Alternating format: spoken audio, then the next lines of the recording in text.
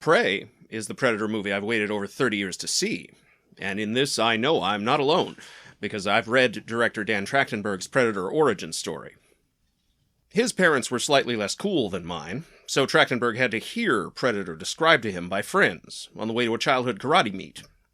Actually seeing the thing after having already imagined it in his head must have been surreal. But rather than disappoint him, it made him as big of a lifelong fan as the rest of us. Billy's fight with the Predator, for example, isn't even depicted in the film. But if you heard friends describe it to you first, you might think you were in for some hot Native American army man on alien trophy hunter action. Indian versus Predator was probably how they described it back in the 90s. And could that not carry a whole film all by itself? Trachtenberg's journey to making that film is pure elder millennial. Raised on Star Wars VHS tapes, just like the rest of us, he caught the movie-making bug early, and was already a working commercial director by the turn of the millennium. The perfect position to catch that first great wave of what we now call content, but what, at the time, was still euphemistically called internet television. I never watched Trachtenberg's, and Alex Albright's, and Jeff Kanata's? I'm sorry, Jeff. Totally rad show until preparing for this review. Even in its 2007-12 heyday, the idea of a weekly, geek-branded infotainment news show, its host trapped in front of a green screen, trying to hold a conversation and face the camera at the same time, struck me as an unnecessary middleman inserting himself, or themselves, into this whole content mill process. I could, and still can, just read the Variety articles for myself, thank you very much. How was I supposed to know becoming an unnecessary middleman would soon be the only way to make money in my shithole country? At the time, I was too busy getting suckered by my own hope into following another internet video production company with the word awesome in its name. More fool me. And meanwhile, the boys at Team Awesome, LLC, along with that whole wave of internet television producers, got swallowed by the great corporate buyout of 2012 to 13. Having failed to buy YouTube before Google could, the Big Five, there were still five at the time, infotainment monopolies decided to buy everything else and assimilate whatever they couldn't dismantle. It wasn't quite the enclosure of the commons. It just felt that way at the time. And in retrospect, it feels more like the end of the Wild West. Or at least the way the end of the Wild West is depicted in, say, the Red Dead Redemption franchise. The frontier was closed. No more free real estate to go around. We were about to enter the era of empire, whether we wanted to or not. And the monopolies cast their indifferent faces down upon us and said, "Sorry, pal, you should have moved to LA when you had the chance." Trachtenberg, like many a creative, as they now call us, who did move to LA when he had the chance, went from running his own, by then, daily show, straight into the bowels of development hell. But then J.J. Abrams descended from on high and gave him the big chair on what would eventually become 10 Cloverfield Lane. 10 Cloverfield Lane was enough of a bona fide hit for Trachtenberg's name to start getting thrown around in connection with big-budget tentpole projects. Like the, Uncharted movie. That did happen, right? I didn't just dream that. There was an Uncharted movie, wasn't there? Yeah, right? By 2017, Trachtenberg was poised to complete the old-school director career path of commercials to TV episodes to low-budget horror flick to billion-dollar blockbuster to whatever the hell you want. Instead, he got the chance to pitch Predator series producer John Davis an idea. A simple, back-to-basics human versus alien in an isolated place no-shit Predator movie. The way Davis tells it, he went right from the set of Definite Article Predator, pitched Trachtenberg's idea to head of Fox production Emma Watts, and she said the movie studio president equivalent of YOLO, fast-tracking Prey before Definite Article Predator could even flop. Davis doesn't mention how, in the years between Definite Article Predator flopping and Prey coming out, a feud within the Fox-owning Murdoch family resulted in basically everything but Fox News being sold to Disney. So fast track or no fast track, it still took Prey's makers all the way until February 2020 to start the casting process. And then the plague came. With the plague came the rise of streaming. And so the first actually good Predator movie in over 30 years debuted straight to my living room on August 5th, 2022. It was worth the wait, but wasn't worth so few people seeing it. We who were addicted to the internet all saw it, but if there was any justice in the world, this thing would have premiered at the Toronto International Film Festival and opened in 4,000 North American theaters the next week, like its shitty predecessor did 4 years prior. The fact that's the last theatrical Predator movie people saw is a still ongoing travesty. But at least enough of us made enough noise for it to actually come out on physical media. So let's get to it. Prey is the story of Naru, a young Comanche woman somewhere in the northern Great Plains, in the year our culture chooses to call 1719. She's got a dead dad, a mom who's still kind of grieving in her own quiet way, and an older brother named Tabe, who is, let's be honest, so much cooler than her that it's frankly irritating. Chafing at the traditional roles of both her society and, unbeknownst to her, ours, she sets out to prove herself a worthy hunter by hunting something that can hunt back. She knows such a creature is available since something weird is going on around here. Thunder's coming out of clear blue skies. There's strange lights in the far-off woods at night. And tracks from something that's too big and too bipedal to be a bear are showing up way too close to home. It's September in the northern Great Plains. And that means it's hot and muggy out there. But also strangely, almost deathly still. You have to camp out there in the late summer to really, get the feeling. But trust me, it's almost perfect Predator weather. Immediately, I like that they kept the setting vague, but nailed down a concrete year. Given the people Naru meets along her journey, it's safe to say we're somewhere in the Mississippi River tributary system. But that's about all we can say for sure. The word Comanche first appears in a Spanish colonial report from 1706, about a far-off outpost, way southwest of Prey's setting, that had probably already been raided by the time that warning made it into an official's hand. It's a Spanishization of the Ute people's name for their neighbors to the northeast that they didn't particularly like. Like most people, the Comanche just called themselves the people. They were a nomadic people, with very, very, very small towns worth of extended families formed into, for lack of a better word, bands, following the buffalo herds that fed, clothed, and housed them across the Great Plains, where there seemed to be more than enough room for everybody in the early 18th century. They were, however, some of the first indigenous North Americans to adopt a cutting-edge form of transportation, hunting, and military technology that the Eurotrash had introduced to this continent. The horse. From Tabe's reaction to seeing horses, we can surmise that this process has only just begun in 1719. Horses are still the new hotness in this part of the Great Plains. It'll be up to those little kids we see in the group shots, or maybe even their own kids, to become the legendary horse lords of North America that a certain new nation, conceived in liberty for rich white landowners, will eventually find in the 19th century. For 1719, though, Tabe's the very model of then modern Comanche dudeness. A natural-born leader with proven hunting skills, whose first instinct is to help others, including his own little sister. We've seen stories about second children versus prodigal sons, and we have a certain idea of how that's supposed to go in our culture. So it's a nice surprise to find that, while he does give Naru shit when they're alone, they are still siblings after all, he does nothing but give her props when other people are around to be sexist. The term nice guy has been ruined on the internet, so I propose the alternative construction, cool bro. I further propose that the plague years of 2020 to 22 gave us an inordinate amount of cool bros.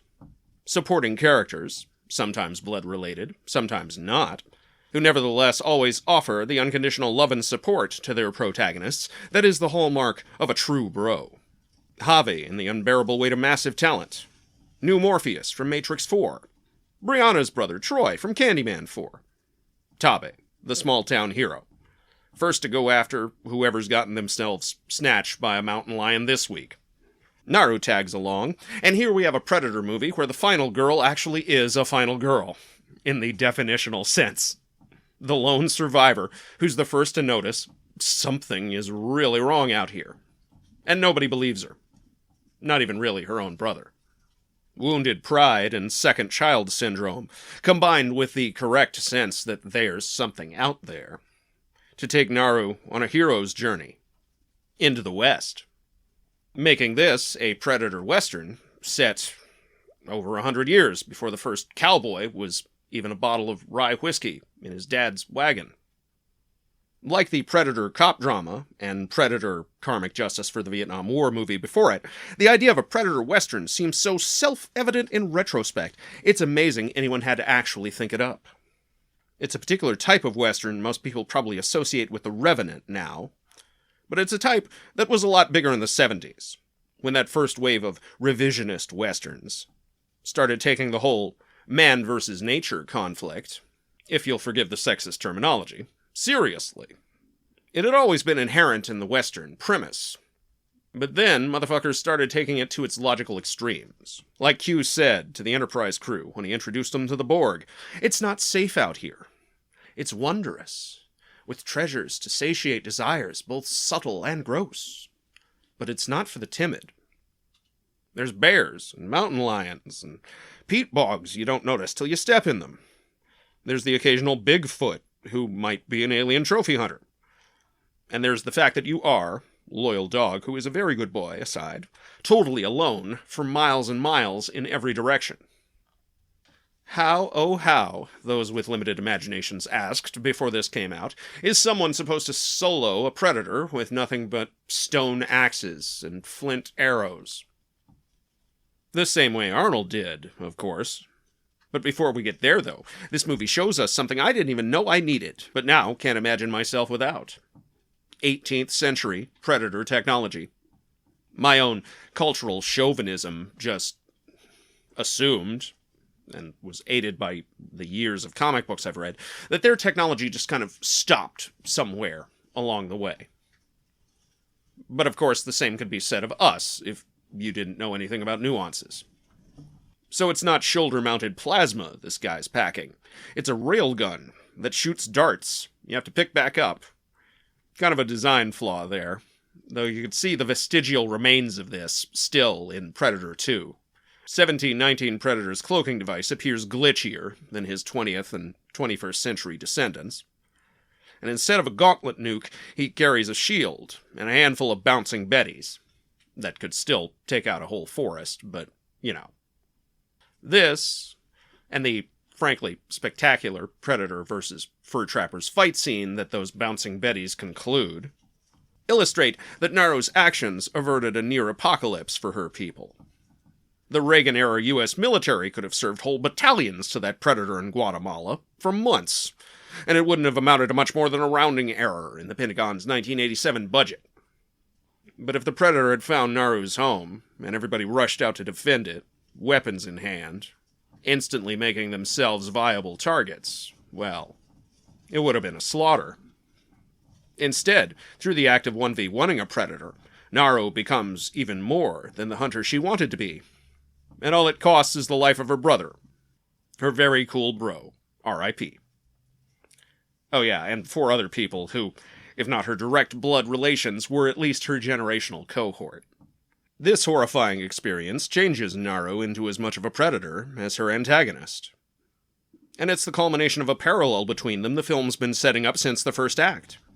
Dutch's predator was a mysterious force, coded as natural at first. The jungle that came alive and took him. Its true nature only glimpsed at the very end.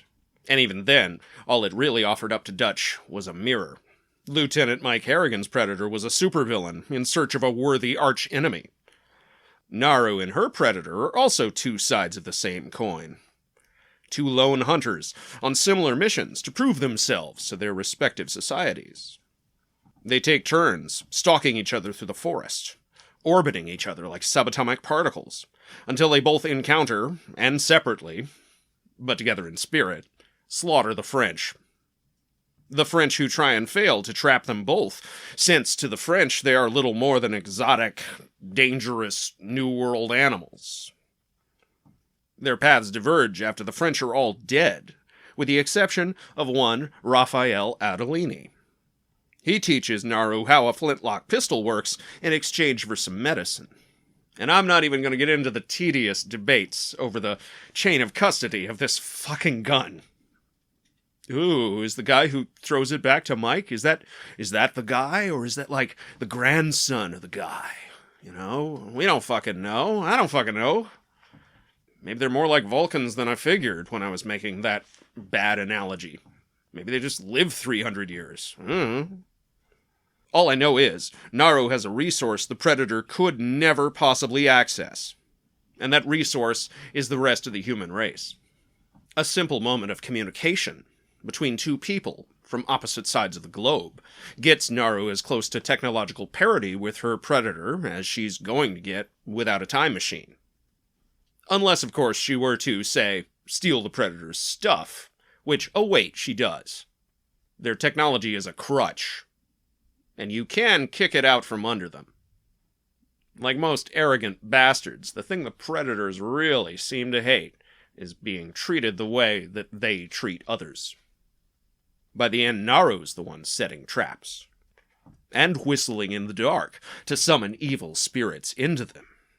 She's the one descending on her prey from the trees, like the arboreal ancestors we and the Predators probably have in common. She figures out the same thing anyone who's played a first-person shooter video game already knows. Relying on aim assist will eventually bite you in the ass. And so she returns home with the Predator's head as proof, not just of her own hunting prowess, but of her last line of dialogue. We need to move to more protected ground. Because being a Predator now, she knows that her Predator's cohorts are eventually going to wander after him. And besides, it turns out 2 weird species of alien have invaded Comanche territory. And that's too many.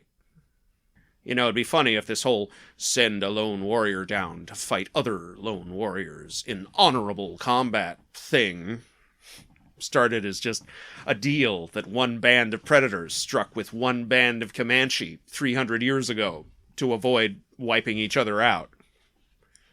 And the Predators just assume the rest of us know about it because, hey, you know, we're all the same species, right? We must all think and look and act the same and speak the same language and talk to each other, right? You'd think news that the aliens had landed would be a big fucking deal, you know? You might want to spread word far and wide. 1v1 me, bro, has been a legitimate form of warfare for many a low population, resource scarce, or just plain old-fashioned decentralized society on our own world for thousands of years, and for what I hope are obvious reasons to everybody, like not everybody can field an army. Maybe this is how the Predators make war, because there aren't enough of them to do it on a scale that their technology would allow. What, after all, beyond cultural chauvinism, leads us to believe the Predators are all hunting-obsessed respect junkies. As I said in the Predator review, these guys we see could just be the equivalent of dentists from Florida who can't get it up unless they're killing elephants. Or tigers. Or bears, oh my. Now that I've seen Barbie, I like to think the Predator homeworld is a lot like Barbie Land. And the reason we don't see any lady Predators is because they're all back home, keeping the lights on. Somebody's building all these starships, making sure their warp cores don't explode or whatever. I like to think every Predator village has some old woman sitting in a rocking chair in front of a wash tub. She knows everybody, watched them all grow up, raised half of them herself. You either talk to her first or you're not talking to anybody at all. But that's pure speculation on my part. In the real world, Prey is so simple a movie that it's almost a fable. A campfire story, passed down through the generations by oral tradition. Or painted onto the wall of somebody's tent. Or a Disney movie. I guess this is technically a Disney movie, which means Naru is technically a Disney princess. Shit, no wonder one of her parents is dead. Still, I wish this had come out in 1995 or something. Been the Predator 3 that it deserves to be. Then it could have kicked Pocahontas' ass at the box office. Naru of the Northern Great Plains Comanche could have become the mid-90s pop culture representation of Native American womanhood, instead of... yeah. In another timeline, perhaps. A better timeline than this. And while we're dreaming, where's my goddamn Predator Samurai movie? Come on, people. That one scene in Predators doesn't count. Hell, Predators as a whole, along with Definite Article Predator, AVP, and especially fucking Requiem, no longer count. Because I see no need to count inferior mediocrity anymore. 15 years of Marvel movies have provided me with more than enough opportunities to do that. I'm sorry, but I'm sick of it. No more. No mas. No bueno. Far as I'm concerned, from now on, Predator 1, 2, and Prey are the only Predator movies, forming what I consider to be a near-perfect Predator trilogy. Shit, they're almost a perfect Mobius strip, looping back on themselves. You could start with Predator 2, and through the gun, jump straight back here, no problem. And Prey and Predator 1 are almost the yin and yang of each other. Beginning in the 1700s, at the dawn of American imperialism, ending in the 1980s, at, arguably, the American empire's height of power. And of course, the inevitable blowback from all that imperial adventurism flows right back to Los Angeles, 1997, and here we are again. Shame it took 30 years for this trilogy to be complete, but better late than never. Thanks for watching. And if you really liked the video, hit like and subscribe and the little bell after the subscribe button. Comment if you think I'm wrong, or if you think I'm whatever I am. Call me names, I don't care. Engagement farming is the name of the game. And if you really liked the show, consider supporting us on Patreon, like the fine people whose names I'm about to read right now. Mr. Hootie Dean, Detective Steve, The After Movie Diner, and Stu G. Next time, well, we got a backlog of mediocre superhero movies to get through, so I'm sorry, folks. But I'm going to leaven them with our continuing God of War franchise retrospective for the sake of my own sanity as much as yours.